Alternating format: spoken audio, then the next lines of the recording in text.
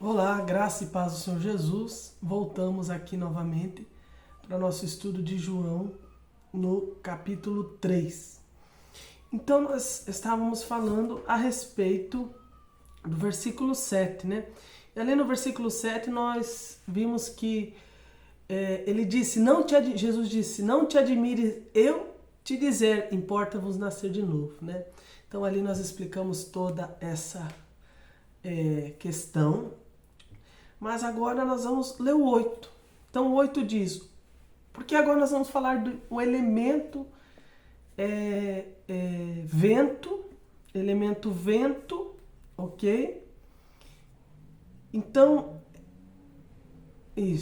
glória a Deus. Estou vendo o versículo aqui, é isso. Depois, mais lá na frente, tipologicamente, nós vamos falar do vento, da água e do reino. Aqui nós vamos falar a respeito somente do vento, ok? Então, por que Jesus compara a obra do Espírito com o vento? Porque o Espírito é algo que você sente, você pode senti-lo, mas você não pode ver, entendeu? Então, Jesus diz assim no 8, o vento sopra onde quer que ouves a sua voz, mas não sabes de onde vem, nem para onde vai. Assim é todo aquele que é nascido do Espírito. Por quê? Porque aqueles que nasceram do Espírito, então agora eles têm um novo governo. Qual é o governo, Silvio? Desses que nasceram do Espírito, é o governo espiritual. É a esfera celestial, é aquilo que é do alto. Ok? Aquilo que é a voz do Senhor. Por isso que nós vamos ver mais à frente que Jesus diz, eu falo e as minhas ovelhas ouvem a minha voz. Mas enfim, aqui Jesus usa essa ilustração natural para que Nicodemos ele possa entender a ação do Espírito. Nós vamos ver que Jesus fala de Espírito Santo usando aqui a palavra pneuma. Pneuma e ruach é a mesma palavra, pneuma em grego e ruach em hebraico. As palavras são a mesma para espírito e ventos. Que interessante isso, né, irmãos? A mesma palavra para espírito e vento é a mesma palavra para hebraico e grego pneuma e hebraico ruach. Então isso significa o quê? Significa que é o sopro. O sopro. O sopro de Deus aqui é o Espírito. Não aquele lá que ele soprou no Adão, mas é o Espírito que vem para vivificar, que vem para trazer vida no nosso espírito. Então, o vento físico é usado como um exemplo de operação.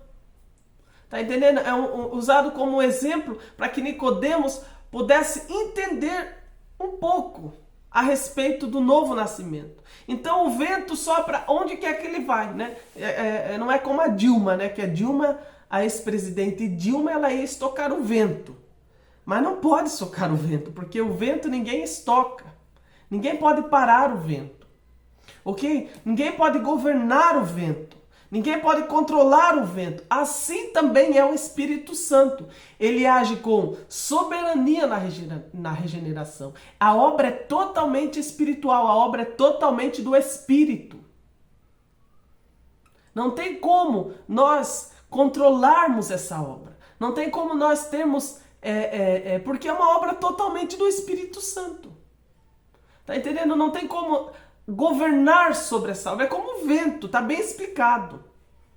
O mistério está bem explicado. O vento, você pode senti-lo. Você pode ver ele batendo nas árvores, né? Nas árvores. Você pode ver ele soprando as velas do barco. Ele está ali, ele está presente. Ele está ali. Você pode senti-lo, mas você não pode prendê-lo. Você não pode barrar ele. Não pode. Ele vai para onde ele quer e ele faz o que ele quer. O único que governa sobre ele é Deus.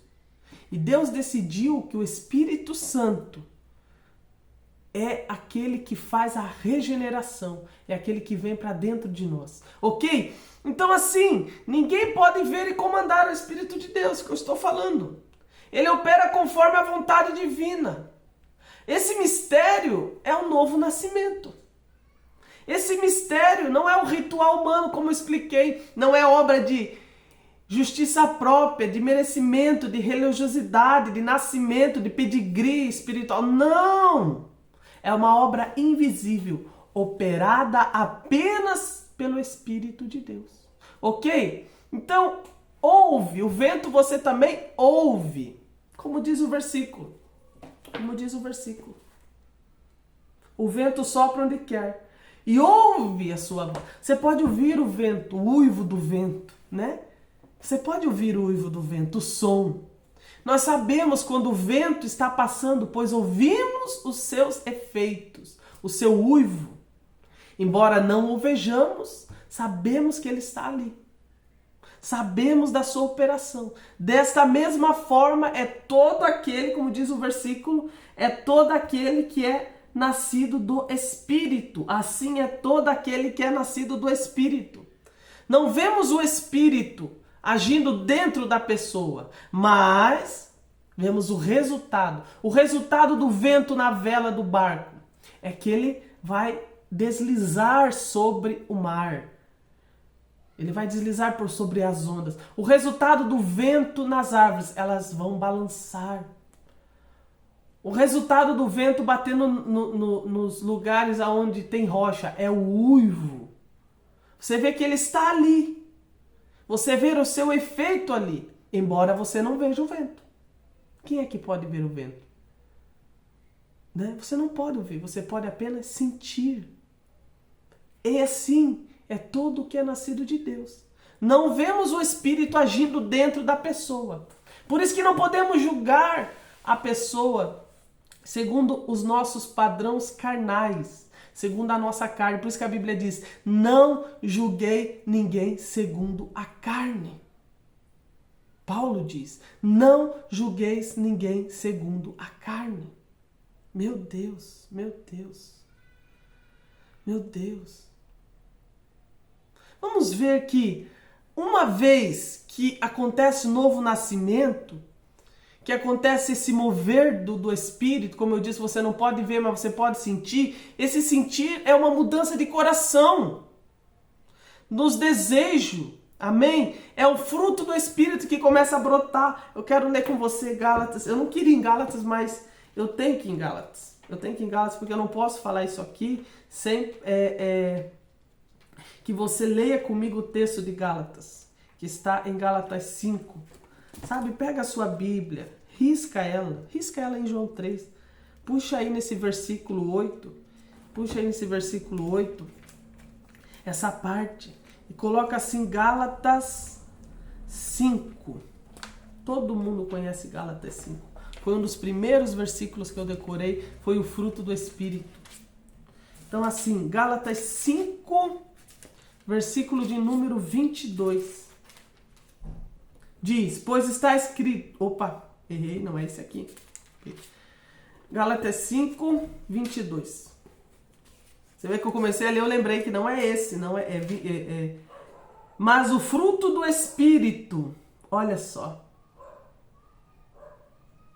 O que a carne faz, irmãos, são obras sem vida. O resultado da carne é sempre morte. Carne gera morte. O que a carne faz não se aproveita para nada. O que é da carne é obras humanas, é caído, não tem proveito para nada. Meu Deus. Mas o fruto do Espírito é amor, alegria, paz, longanimidade, benignidade, bondade, fidelidade. Meu Deus, mansidão, domínio próprio, contra essas coisas não há lei, não há lei. Tudo que é gerado no Espírito é fruto cheio de vida. Vê se não é cheio de vida, o amor, a alegria. É tudo o contrário. O contrário de paz, o que é? Perturbação. O contrário de tristeza, o que é? De alegria é tristeza. O contrário de amor, o que é? Ódio. Veja se não é tudo carne, obras de carnais. mas o Espírito Santo vem e gera em nós a vida, e esses frutos do Espírito são diferentes expressões do Espírito. É o Espírito se expressando através de nós, da vida em nós. Então eles são enumerados aqui nesses versículos. O fruto do Espírito inclui itens adicionais como humildade, compaixão, piedade, justiça, a santidade, a pureza. Sabe, eu não tenho tempo para ler com você todas as referências, mas você já está aprendendo algo poderoso aqui na nossa imersão de João. Quando nós chegar em Gálatas, nós fala dessas coisas. Mas aqui eu quero que você entenda que tudo que é da carne, tudo que é obra da carne, é ao contrário do Espírito. O fruto do Espírito é amor, alegria. O Espírito Santo tem poder de transformar toda a nossa solidão, toda a nossa tristeza em alegria. Todo o ódio que há em nós, que é a nossa carne revoltosa, em amor. Por isso que diz que nós somos filhos amados de Deus. Deus deseja expressar o seu amor. Tem gente que diz por aí que é amor só de mãe. Quão frustrado está essa pessoa? Quão detonada está essa pessoa? Quão triste, quão abatida está essa pessoa? Que só consegue acreditar que o único que pode amá-lo e amá-la é aquele que lhe colocou no mundo. E pasme, tem mãe que abandona os filhos, né? Tem mães que esquecem dos seus filhos que foi gerado por ela. Olha só. Mas Deus diz, eu jamais te esquecerei e jamais te abandonarei, diz a palavra. Deus tem esse poder. Quando nascemos de novo, então há em nós essa produção interior, essa mudança, esse efeito concreto. Há em nós um arrependimento. Há em nós o que mais? A fé em Jesus, o amor a Deus. Lembra que você não gostava, mas de repente você passou a gostar, você passou a ter na tua vida, deixa eu arrumar um pouquinho a câmera, a ter na tua vida coisas que você não gostava, você hoje ama louvar o Senhor. Você liga o louvor e a sua casa é inundada pela unção, pela vida de Deus. Hoje coisas como amor, como amar as pessoas para você ficou simples. Como a fé para você, ela vem e enche o teu coração, porque você tem a certeza, a convicção. A convicção, ela é também do Espírito. A função do nosso Espírito, você ter essa convicção que o quê? Que Deus é por você. Veja, mudou tudo. Então Jesus, ele queria encorajar a Nicodemos e a nós também, a não tropeçarmos na invisibilidade do novo nascimento. A entendermos que embora não podemos controlar, não podemos experimentar, mas podemos experimentar, os seus efeitos reais. Eu dei o vento que sopra na vela do vento. Eu dei o exemplo do vento que sopra na vela do barco, Eu dei o exemplo que sopra na árvore. Eu dei o exemplo que bate contra a rocha e faz aquele barulho. Você não vê ele, mas você sabe que ele está ali, porque está sendo manifestado ali então a sua presença. Quando o Espírito Santo de Deus ele habita em nós, no nosso coração, no nosso espírito, porque espírito em muitas vezes na palavra vai falar que é o coração. E o coração em alguns textos bíblicos vai dizer que é o espírito. Mas o Espírito Santo, vou falar mais fácil, quando ele vem habitar para dentro de nós, para o nosso espírito, para o nosso coração, nós começamos a ver efeitos reais da sua presença, da sua graça, do seu amor.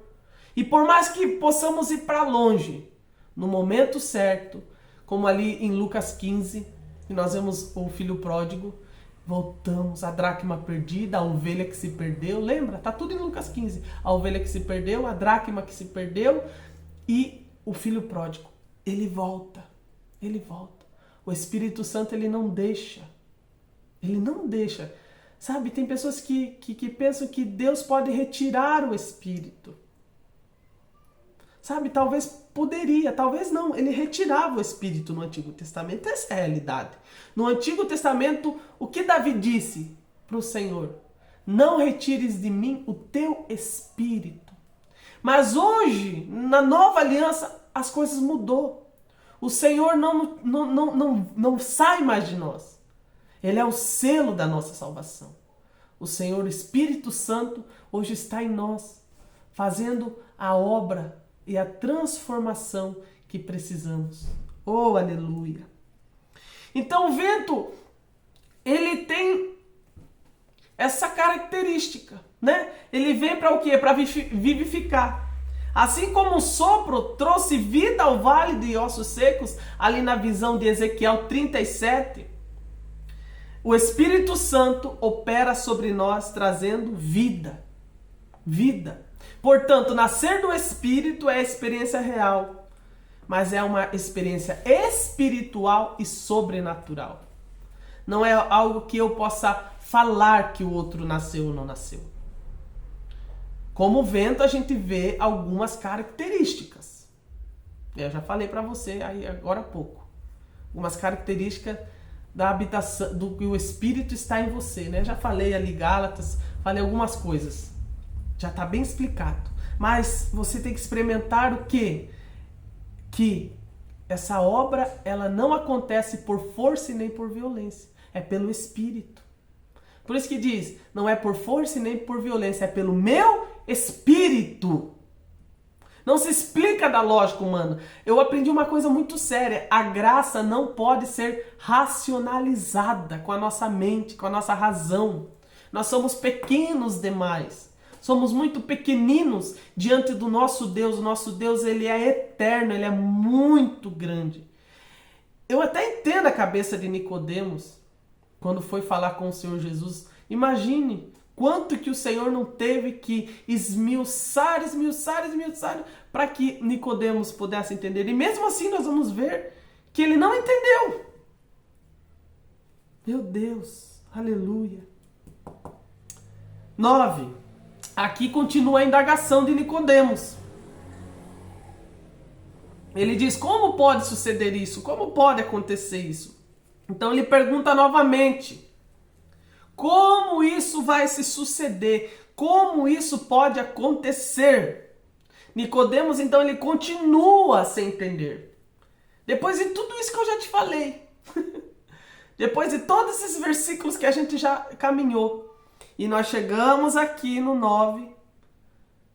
E nós no versículo 9 de João 3. E nós entendemos o quê? Que Nicodemos continua sem entender. Ele faz a mesma pergunta, que ele diz, como pode isso se suceder? Lá no 4 ele também faz a mesma pergunta. Deixa eu voltar aqui para João, estou em Gálatas. Lá no 4 ele faz a mesma coisa. O que ele faz lá no 4? Como pode um homem nascer sendo velho? Pode porventura entrar numa segunda vez no ventre da sua mãe? Aqui ele faz a mesma coisa. De novo. Como pode se suceder isso? Como pode se suceder isso? Veja, Nicodemos, ele continua com essa cabeça natural, com essa razão natural, tentando entender essa obra que Jesus falou é como o vento. No versículo anterior, aqui no 8, ele vem agora. Já não é uma questão de entender, de revelação. Agora é uma questão de incredulidade de Nicodemos. Nicodemos fica perplexo diante da situação. Ele fica perplexo diante daquela palavra do nosso Senhor Jesus. Como pode isso ser possível? A ênfase agora não é tanto nem literal do ato, como no verso 4. Agora já é uma questão de incredulidade e espanto. Como tal coisa pode acontecer? Como que o Espírito Santo de Deus pode vir habitar no homem? Como? Como isso? Como alguém pode ser feito novo? Como Deus pode operar isso? O Espírito do Senhor não era dado naquela época, naquele tempo, a homens.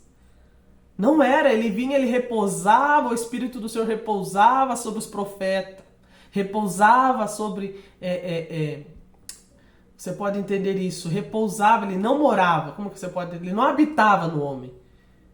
Jamais. Nicodemos, ele pensou, como pode o Espírito fazer tudo isso na vida do homem? Sendo que o Espírito Santo nem se aproximar do homem pode.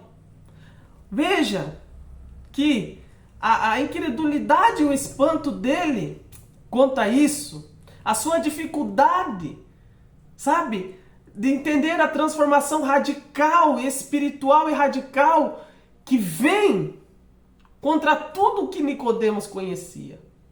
Versado na lei, um mestre da lei, mestre de fariseus,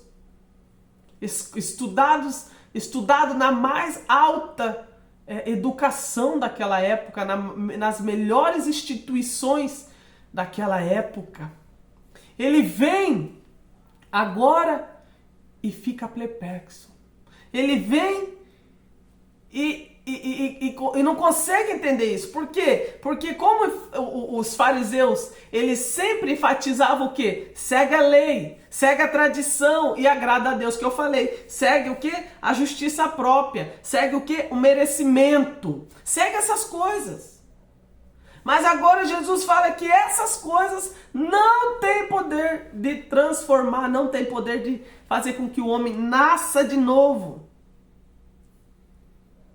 Nascer do zero. Isso poderia até soar ofensivo, simplesmente incompreensível para ele.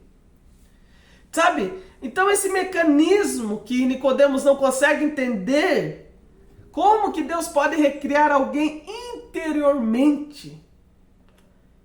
Como?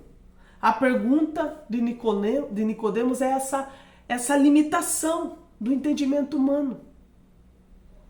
Todo homem chega a um ponto que ele se indaga isso. Como pode ser possível que essa pessoa que é dessa forma, que é desse jeito, sabe, que você me entende, sabe?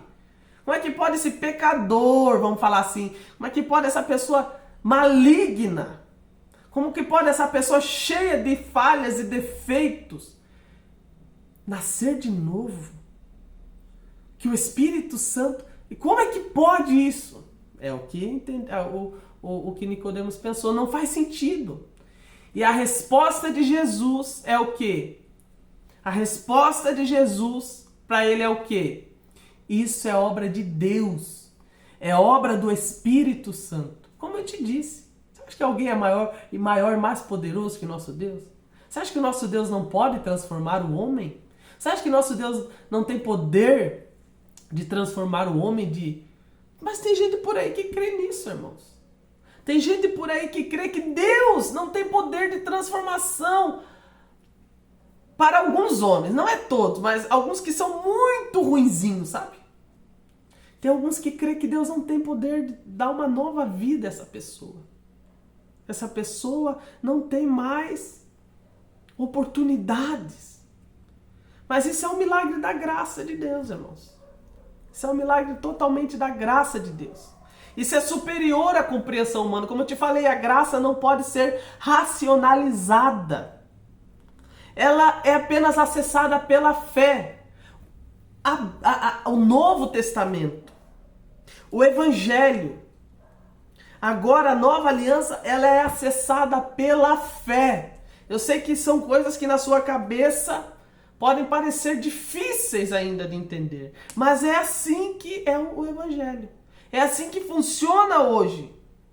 Como que poderia o milagre de Maria acontecer? Peguei você agora. Como que o anjo disse a Maria que passaria o Espírito Santo sobre ela, como eu te expliquei lá do ventre, né? E diminuiria o nosso Senhor, nosso Deus, Jesus Cristo, colocaria dentro do ventre dela. Como?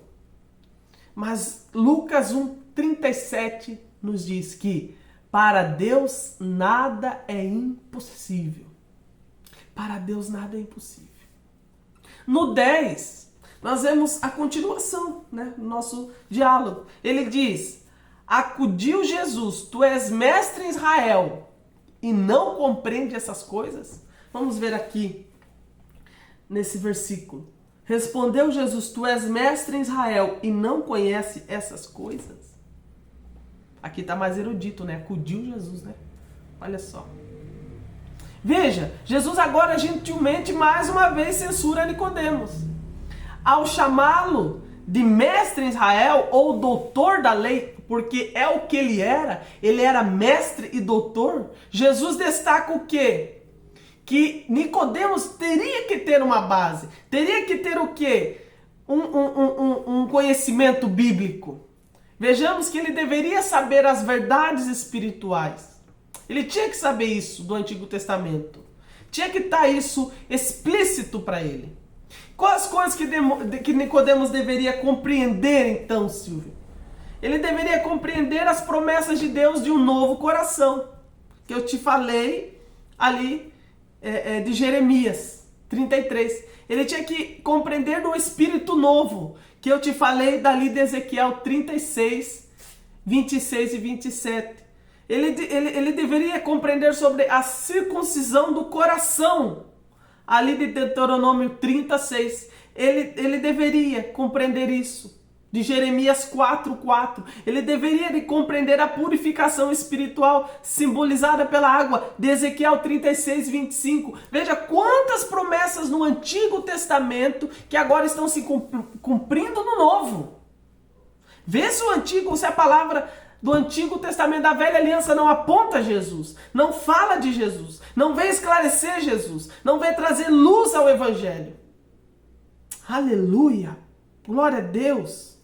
Então assim, Nicodemos conhecia a Escritura, mas ele se prendeu ao quê? Ele se prende à letra, ele se prende à religião. Ele não vê, ele não captou o Espírito. Ele só se lançou sobre a religião dos fariseus. Ali a religião dos fariseus era o que? Era cerimônias. Que mais? Regras, comportamento. Tudo que é externo. E o evangelho é tudo que é interior. Falo isso várias vezes. Tudo aquilo que é do coração. Esse é o evangelho que nos muda por dentro, o espírito. É renovação interna. Sabe? Mestre em Israel deveria compreender um pouco das coisas espirituais. Era isso que Jesus esperava de Nicodemos. Que ele pudesse entender o tempo do Messias.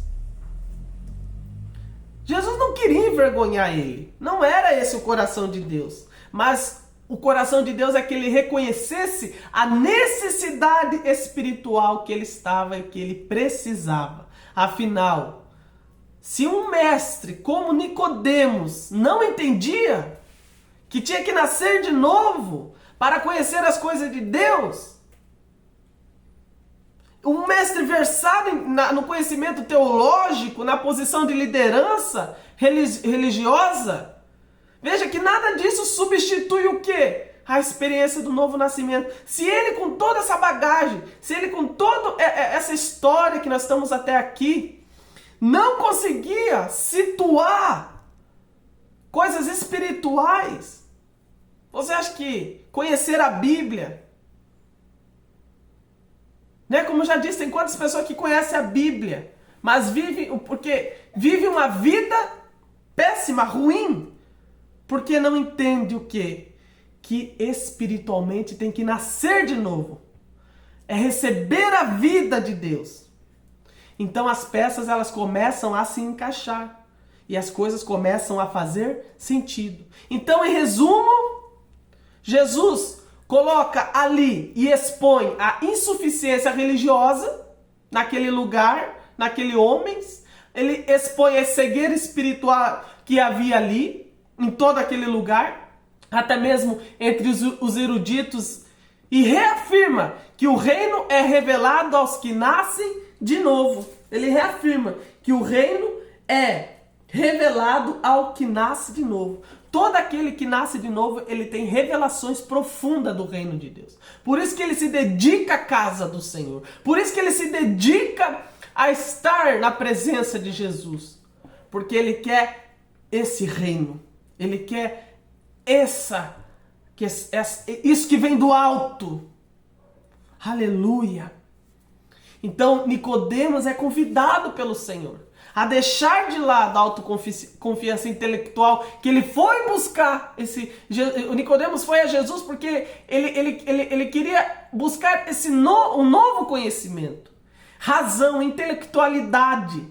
Mas Jesus vem e diz: aquele que não se tornar como criança nas mãos de Deus, sendo gerado de novo, tem que nascer de novo. Por isso que diz que quando nasce de novo, nasce criancinha. Eu lembro que quando nasce de novo é muito almático. Você sabia disso? Eu lembro que os irmãos diziam: você é muito almático. E almático tem a ver com carne. Eles queriam dizer: você é muito carnal. Mas eles eram bem versáteis, eles diziam almático. Ô, tá na alma, irmão. Eu dizia: oh, meu Deus, me ajuda. Criança que nasce de novo, ela tem a característica da alma, ela tem, as emoções dela são agitadas, a vontade dela é incerta, a mente dela é bombardeada. Por isso que tem que estar cuidada. E mesmo assim, com toda essa intelectualidade, Deus disse para ele: você tem que se tornar criancinha agora na mão de Deus, tem que nascer de novo. 11. Em verdade te digo, que nós fizemos o que sabemos e testificamos o que vimos, contudo não aceitou o nosso testemunho. Vamos ler? De novo? 11. Em verdade te digo que nós falamos o que sabemos e testificamos do que temos visto. Contudo, não aceitais o nosso testemunho. Jesus, então, aqui ele passa a falar em nós. Olha ali. Em verdade te digo que nós. Por quê? Jesus passa a falar do testemunho divino. Mas a incredulidade dos ouvintes ali naquele lugar, a incredulidade daqueles ouvintes, porque ele fala nós, passamos a testificar o que vimos. Em verdade, mais uma vez ele confirma, em verdade. Porque ele duas vezes ele quer falar em verdade. A veracidade do que ele fala era muito forte, por isso que ele diz em verdade. Ele fala com essa autoridade, então. Ele fala agora com essa certeza e acerca das coisas que ele conhece. Ele adotou o plural nós, por quê, Silvio? Nós. Em verdade te digo, nós falamos o que sabemos. Nós, por quê? Porque ali pode ser que ele estava falando que esse nós é um plural majestático. Essa palavra aqui eu sei que ela é difícil. Por que plural majestático? Tem que até fazer uma articulação. Porque Jesus estava falando de si na pluralidade divina. Ele falava incluindo o Pai e o Espírito. Tá entendendo? E isso também podia incluir os seus discípulos como testemunha dele. Sabe? Como que testemunhavam dele. De qualquer forma, o contraste com não aceitais o testemunho. Onde que Jesus coloca Nicodemos no grupo dos que não receberam a mensagem? Jesus vem e coloca ele nesse grupo. Depois de tudo isso, o Senhor coloca ele nesse grupo. O vós e o nós sugere diferença. Sugere que ele representa a voz de Deus aos regenerados, enquanto Nicodemos representa nós e vós. Enquanto os Nicodemos representa os judeus incrédulos. Olha isso, irmãos. Jesus afirma então que o seu testemunho é baseado no conhecimento direto do que ele sabe e do que ele ouve. Jesus desceu do céu, irmãos. Jesus tinha uma íntima comunhão com o Pai. Jesus veio falar Jesus veio trazer a realidade do céu para a terra. Sabe, tudo que Jesus falava era a realidade do céu, que ele queria que as coisas celestiais agora pudessem ser vividas e serem vistas. Mais adiante no 13 nós vamos ver isso. Ele explica o porquê da autoridade. Sabe, infelizmente a reação geral dos líderes foi o quê? Os líderes judeus ali, os judaizantes, foi rejeitar esse testemunho. Eles rejeitaram o Senhor, você sabe disso. Eu estou falando isso desde João 1, quando eles foram perguntar para o João Batista se ele era. Porque eles rejeitaram o Senhor. Eles rejeitaram, eles não aceitaram. Nicodemos era parte desse povo judeu. Era parte, então, desse povo dos fariseus. Ali em João 1,11 está escrito: veio para os que eram seus, mas os que eram seus não o receberam. Uma incredulidade gigante coletiva. O problema desse povo foi essa incredulidade, e foi uma incredulidade coletiva contra o testemunho fiel de Deus, que era Cristo. Cristo era a testemunha fiel de Deus. Eles vieram e fecharam o coração. Eles fecharam. Eles foram muito além da incredulidade comum.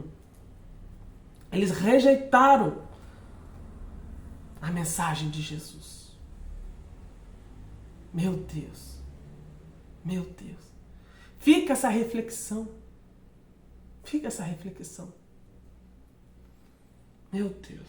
Meu Deus. Meu Deus. 12. Se tratando coisas terrenas não me credes, como crereis se eu vos falar das celestiais? Então Jesus continua confrontando a incredulidade ali de Nicodemos. Ele continua. E ele faz contraste entre coisas terrenas e coisas celestiais. Já expliquei tudo isso. Coisas da terra são experiências humanas. São coisas terrenas, coisas da terra. Mas Jesus queria falar de coisas celestiais, de coisas referentes a coisas espirituais. Jesus queria aplicar essas coisas espirituais, celestiais, na experiência humana. Tá entendendo? Ele queria trazer a obra do céu para a terra. Então ele usou o quê? Nascimento, que eu já falei, ele usou água, ele usou vento, coisas compreensíveis aqui na nossa analogia terrestre. Porque como que Jesus ia falar de coisas celestiais para Nicodemos, se Nicodemos nunca foi no céu? Se Nicodemos não entendia nem da terra, como que Jesus ia falar com ele da coisas celestiais? Tem pessoas que querem entender do céu, mas não conseguem compreender as coisas que estão na terra. Não conseguem compreender que tem que falar do amor de Jesus. Não conseguem compreender que tem que abrir a boca e dizer o evangelho. Não conseguem compreender coisas simples que estão na terra, mas querem andar com a cabeça no céu. Como isso? Como isso? Estamos vendo aqui. Nicodemos é essa figura. Jesus usando coisas da terra, símbolos da terra, para falar sobre coisas do céu. E Nicodemos não consegue compreender ainda. Algo básico. Aí Jesus fala: como crerá em realidades elevadas, ligadas ao céu? Como? Então, assim, as coisas celestiais podem apontar para a revelação mais profunda que Jesus poderia dar acerca da natureza de Deus, do plano eterno, do mistério do céu, ou mesmo da futura obra redentora de Cristo, como a vinda do Espírito, a união dos crentes com Deus. Sabe, tudo isso Jesus queria transmitir a Nicodemos. Mas ele diz ainda, Nicodemos ainda não crê naquilo que é básico, aquilo que é ABC da vida espiritual. A regeneração. Como poderá entender então essas verdades mais sublimes, se não nascer de novo? Observe, o novo nascimento é apenas o começo. Por isso que ele está aqui em João 3, no começo do livro de João. No começo. Porque ele qualifica as pessoas a entender as coisas maiores. Ele qualifica as pessoas a não serem tão limitadas. Porque fala do Espírito, fala do reino espiritual. Tá entendendo? Jesus aqui, ele tem muita paciência com Nicodemos. Jesus aqui, ele tem muito a revelar, mas Jesus não pode revelar se nós não podemos suportar. Não suportar. Tem gente que começa a ouvir a palavra, que vai no culto da dor de cabeça nela. É sério. Ela está no ambiente da palavra de Deus, no ambiente de luz, no ambiente de graça. E ela começa a dar dor de cabeça. Tem pessoas que são tão impactadas, o pastor estava comentando com nós, que elas ficam 3, 4 semanas. Irmãos, 3, 4 semanas pensando na palavra que elas ouviram 4 domingos atrás. Eu tava numa cidade de Pontal, eu fui numa formatura na nossa igreja lá. O meu pastor me chamou, né, porque eu fui professor e tal. E eu fui lá, e formatura linda, e aquela... tudo muito lindo, maravilhoso mesmo, cheio de alegria. E no final veio uma pessoa falar comigo. Eu tive a oportunidade de pregar lá. Eu preguei Ezequiel 37, o vale de ossos secos. O Senhor trazendo vida, né? Vida, gera clamor, toda ali aquela palavra que o Senhor me deu para aquela noite. E irmãos, isso já foi ano passado. Se eu não me engano, em novembro. E uma irmã veio falar comigo, uma irmã que eu nunca nem vi, eu nem sabia. Ela falou: Silvio, posso falar com você? Eu digo: pode. E ela pegou na minha mão, ela disse, e os olhos dela encheram de lágrimas. Silvio, o dia que você ministrou a palavra do Vale de Osso Seco de Ezequiel, eu sou crente há muitos anos. Eu já fui em muitas igrejas. E ela começou a falar, mas aquela palavra, irmãos, ela disse que ela ficou 1 semana chorando. Os irmãos não podiam falar com ela que tamanho foi a vida, a experiência de vida que ela teve. Eu mesmo fiquei impactado, eu mesmo fiquei assustado. De fato, irmãos, me assustou. Eu disse: glória a Deus, glória a Deus, glória a Deus por isso. Dele é o poder, a honra e a glória. Mas ela estava impactada. E ela falando comigo meses depois, ainda ela estava emocionada e ela estava sentindo o poder do que foi aquela palavra. Ela disse: a palavra é de Deus, mas Deus usou você. Eu digo: irmão, glória a Deus, mas... Irmãos, eu fiquei impactado. E aqui, irmãos, sabe? Jesus, ele quer revelar. Jesus, ele quer mostrar coisas maiores. Mas como? Se não podemos suportar. Sabe? Hebreus 6:1 fala de princípios elementares. Doutrinas avançadas. Hebreus já é um livro avançado, né? Não é para qualquer cabeça. Mas o princípio inicial é o novo nascimento. Se alguém rejeitar esse princípio, tá difícil de avançar. Tá complicado de avançar. Meu Deus, meu Deus, meu Deus, meu Deus. Meu Deus. Salmos 36:9. Na tua luz vemos a luz. Jesus, ele vem então para abrir o caminho, para que a gente possa compreender as maiores coisas. Sabe? Então, aceitarmos a luz que Deus já nos deu, ele nos concede mais luz. Por isso que diz, ele é a luz do mundo. E para encerrar, o versículo 13 diz: ninguém subiu ao céu senão aquele que do céu desceu, o Filho do Homem que está no céu.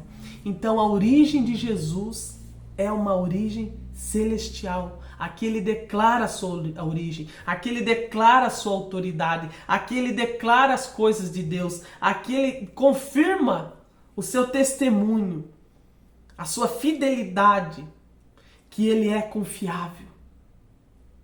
Isso é muito grande. Ninguém subiu ao céu senão. Significa o que é isso, Silvio? Que nenhum humano, como eu disse, Nicodemos não teve esse acesso ao céu, porque o céu desceu para a terra. Jesus, homem, Jesus, Deus, homem, desceu. Para o quê? Para mostrar o coração do Pai, para revelar as realidades celestiais. Tá entendendo? Ele veio explicar, ele veio desvendar para nós o coração do Pai. Você acha que o mestre judeu subiu ao céu? Ou você acha que algum mestre judaico subiu ao céu para trazer revelação? Não. Somente aquele que do céu desceu, que se refere ao quê? Ao próprio Jesus. Aqui é o quê? Jesus alude à sua encarnação.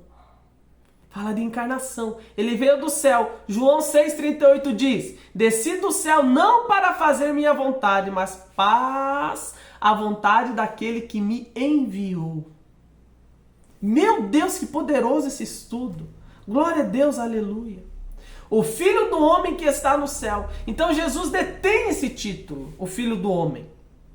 Por quê? Porque ele quer enfatizar a sua identidade messiânica. Ele quer vir como